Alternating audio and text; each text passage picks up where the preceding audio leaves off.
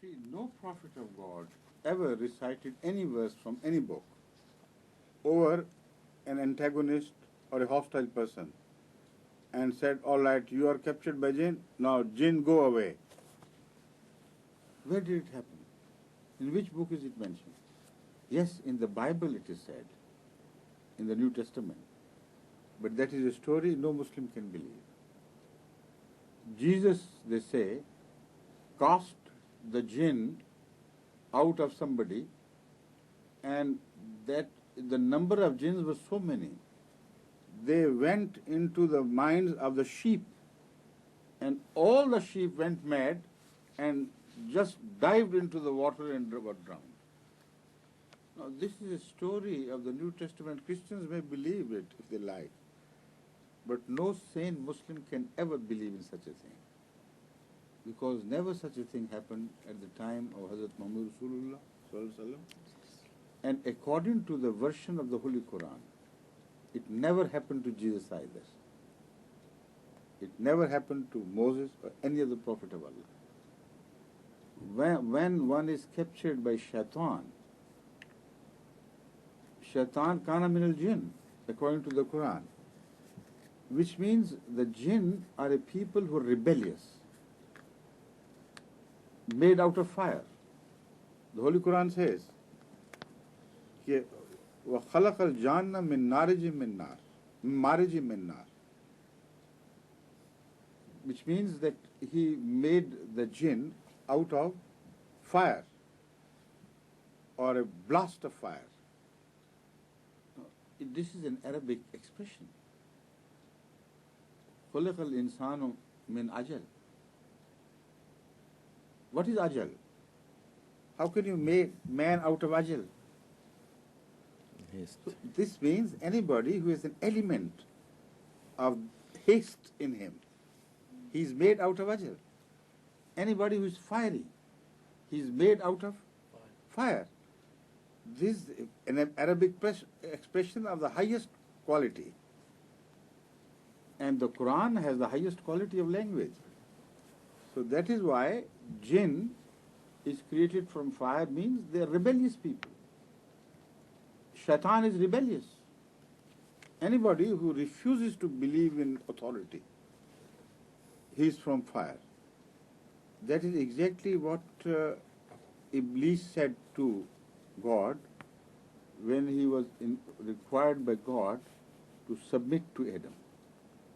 You know what he said? He said, I am built out of fire, he is built out of wet clay.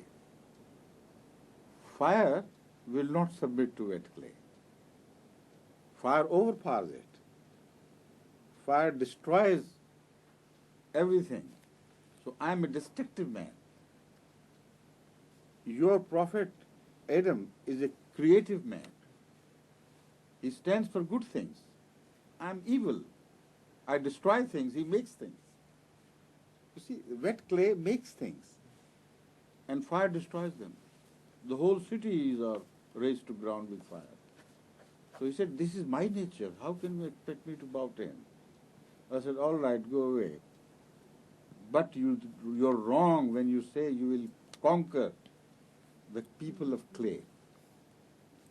When they submit to me, then they will reach beyond they'll go beyond your reach. You'll never be able to destroy them.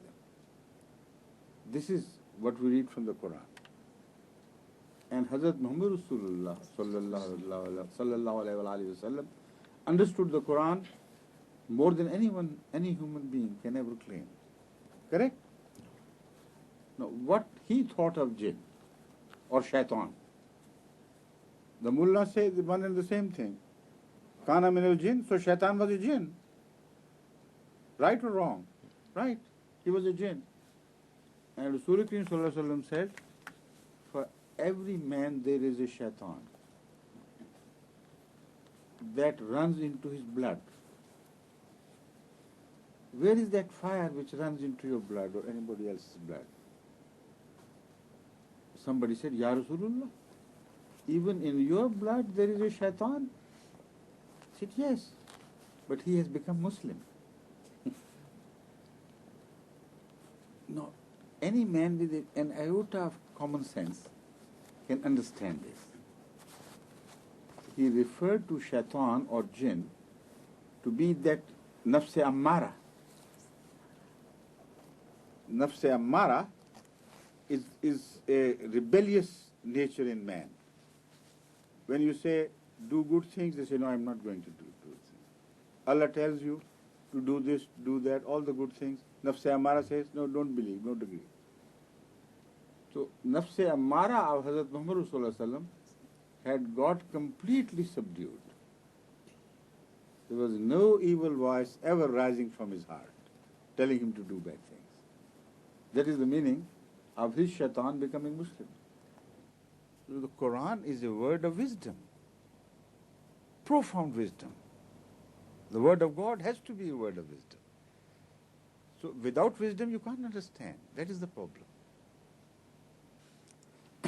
The ulama also refer to the period of Hazrat Dawood and Hazrat Sulaiman and draw their authority from what we find about the jinn having been captivated by Hazrat Dawood and Hazrat Sulaiman. Correct? Now, what did they do? They did very hard works for them. Masaniya kathira.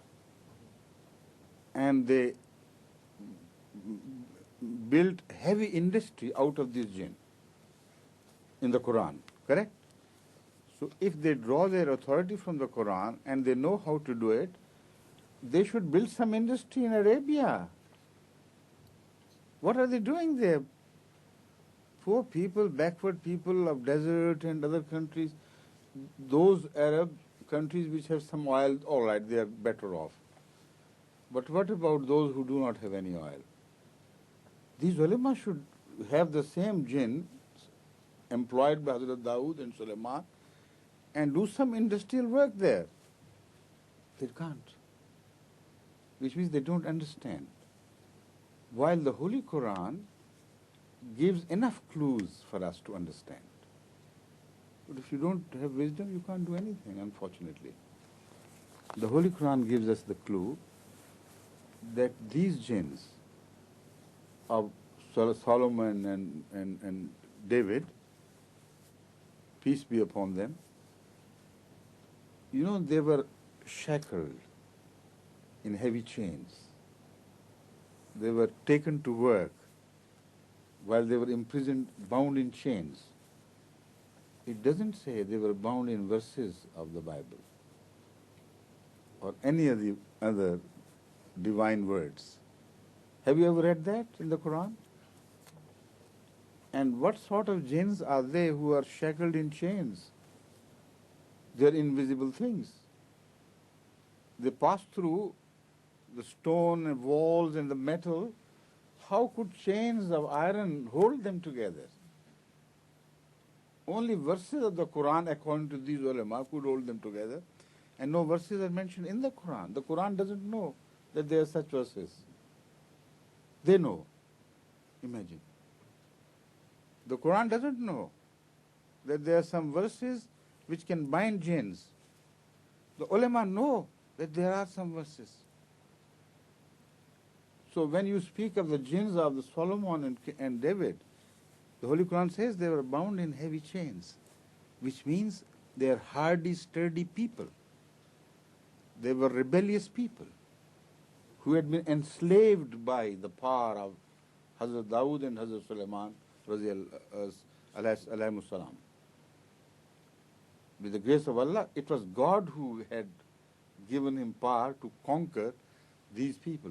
Now, this is an old custom of those days. Even pharaohs, when they built the great pyramids, they used to move thousands of prisoners in shackles, from one place to the other, to carry heavy stones and heavy works, and they built the pyramids for them. So it is an old custom which is also mentioned in the Holy Quran with reference to Hazrat Dawood, Hazrat Sulaiman, and there is no wonder. So they were the rebellious people who knew, but at the same time, the Holy Quran doesn't say that even one single man was visited and haunted by one of the jinns of Hazrat Dawood. Show me the reference where it is.